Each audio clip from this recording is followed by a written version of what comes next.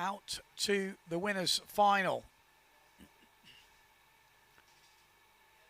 Martini, Iachino, Board, Rakowski, Preen, Vrieswijk, Mortefon, Daldorf, Jules, and Vonk.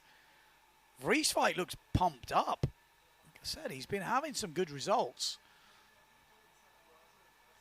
But we know Bruno Martini on that Water Speed app is the guy who's been leading the challenge. Here we go.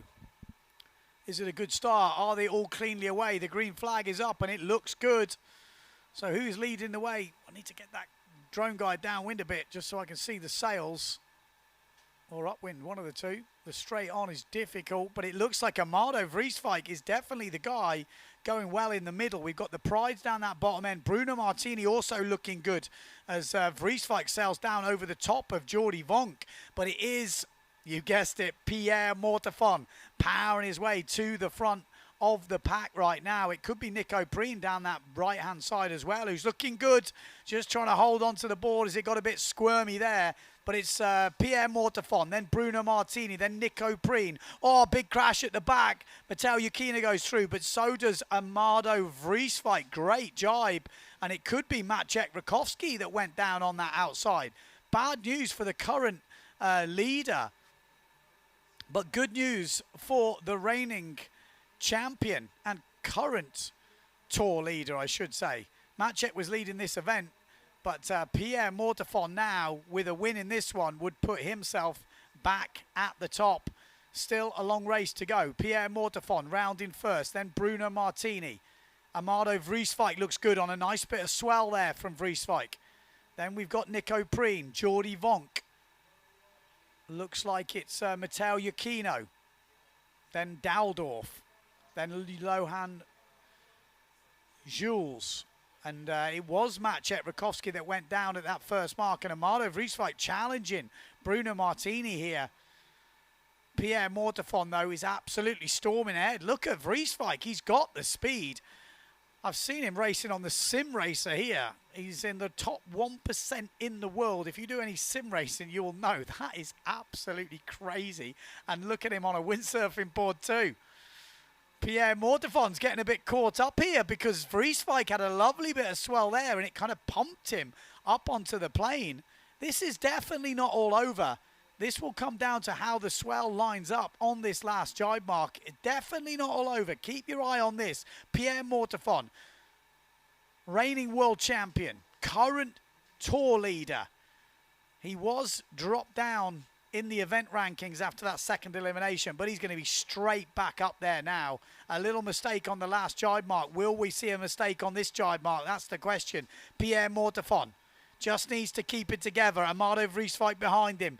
It's a good jibe from Pierre, but it's also a very good jibe from Vrieswijk, but it's not going to be good enough to take any distance. Then we've got Bruno Martini, Jordi Vonk up into fourth place. Then Nico Preen. Oh, great jibe on the inside from Matteo Iachino. He's going to go past Nico Preen there.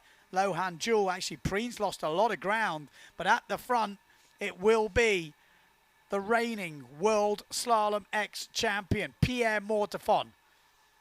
A solid race from the Frenchman, stamping his authority on this. He won the first elimination. He crashed out in the second, and he is about to win the third elimination, and he will top the event rankings right now. Pierre Mortefon wins the third. Amado Vrieswijk comes back to get second in the third elimination. Bruno Martini in third. Then we've got Jordi Vonk in fourth, keeping that dream alive.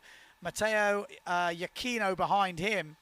Then a tight one, Nico Preen and Lohan Jules. Then we've got Ingmar Daldorf ahead of Cedric Board. And then Maciek Rakowski further back. So bad news for Maciek Rakowski fans. But a great race from Pierre Mortefon. And there's Maciek Rakowski now just coming over the line as they make their way down through the wave sailors. And here we go, little replay of the race. Good speed, Amado Vrieswijk. He's been looking definitely good on the fin this year. I mean, look at that. He came into that mark in about 5th or 6th place. Oh, Maciek went down heavy on that first mark.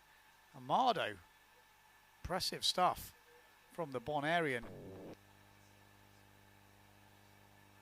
Tough conditions, it always is. You know, you've got to get those swells right. You've got to have the speed.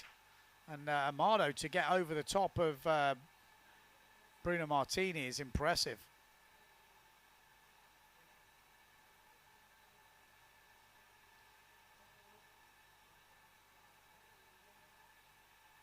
Some good racing.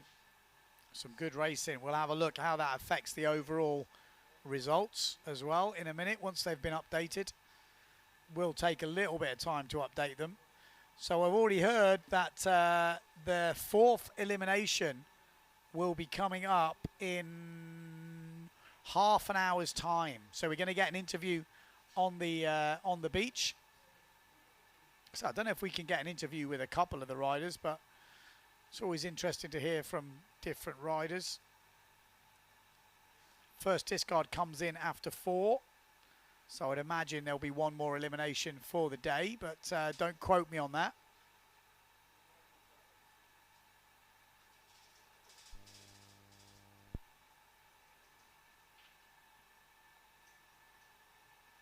Few people saying, you know, how would Pierre get on with different sails? He hasn't had long to train on them. It doesn't seem to matter, does it? He looks like he's got it all sorted. It's not an official sponsorship. Neil Pride, from what I can understand, are just helping out, lending him the sails. So there's no official sponsorship as such. I mean, it's still a sponsorship of sorts, but it's more like, look, we know you need some stuff. Take this, no problems. I mean, who wouldn't lend Pierre Mortefon gear? I think it's a good move. So we're still waiting for those results. Oh, Jesus. That's one way to come in with a slalom kit on the rocks. My God. Was that slalom? No, it couldn't have been slalom. Ah, it wasn't slalom. That's why. Because it's pretty rocky there. So I don't know. Maybe we're not going to get an interview. Maybe that isn't the case.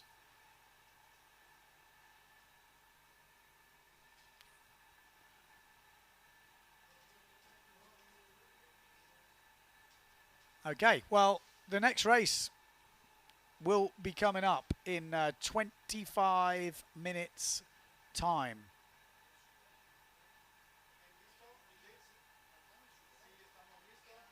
Okay, oh, we are going to get an interview. Here we go. Pierre, that's another win. Talk me through the first elimination of the day, though, first.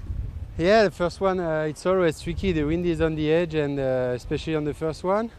But it was okay. I had a pretty good first one, which was cancelled because of mark number 4 drifting. So it's again hard to focus again. And I was third coming to this last jibe, and I was not focused enough, and I felt, but it's done. And then this is why I wanted to be on this last one, and it's great to go for another win.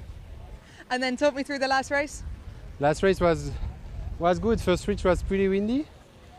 I had an okay start on the middle. I was going quick, and I felt someone coming in my back. Was Bruno, so it means we were fast because he's fast.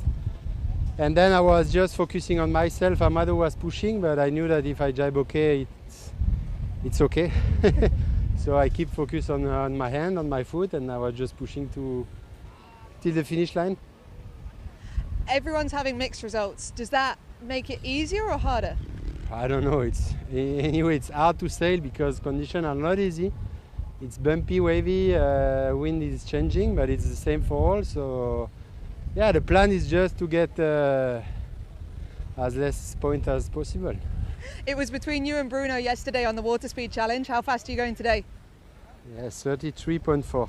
Ooh, maybe taking the lead. Coming quicker, yeah, but he's fast, this animal. Awesome, good luck in the next one. Thank you.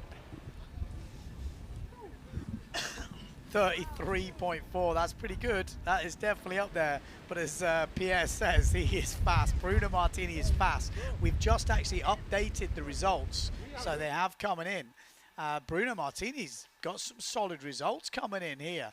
So let's pull up the results. Pierre Mortefont has obviously gone to the top of the leaderboard. There you go. A first and eighth. That was the mistake, but another first keeps him up there. Well, puts him back at the top. 9.4 points. Jordi Vonk with a sixth, a first, and a fourth keeps him in second. Matteo Iachino moves back up into third with a second, seventh, and a fifth. And Bruno Martini, look at those. When that discard comes in, if he can put a good fourth elimination in here, he's going to be looking very good. A second, a third, and that 10th place needs to get rid of that. Maciej Rakowski, another one who needs that discard now with a third, and a 10th. Amado Vrieswijk, fourth, a second, and that 12th. So discards will make a difference, and we're coming up to the fourth race, the fourth elimination. When we have 4 eliminations, you do have a discard, which means you can get rid of one result. You can just wipe it out of your results, and you only count your best 3. And that is after the next one. So that will definitely change a few of those results. There's a few other guys that have been more consistent. So, yeah, let's keep an eye on that. The next race is coming up in 15 minutes' time. So join us then for elimination number 4.